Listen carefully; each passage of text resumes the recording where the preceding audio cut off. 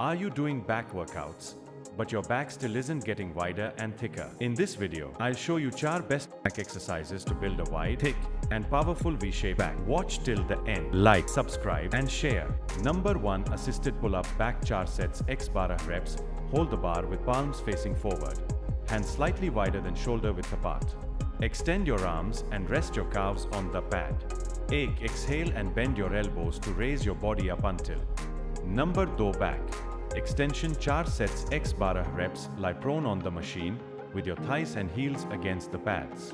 Keep your body in a straight line and cross your arms on the back of your neck. Inhale and lower your upper body as far as you can. Number 3. Barbell bent over row back fixed 4 sets x 12 reps.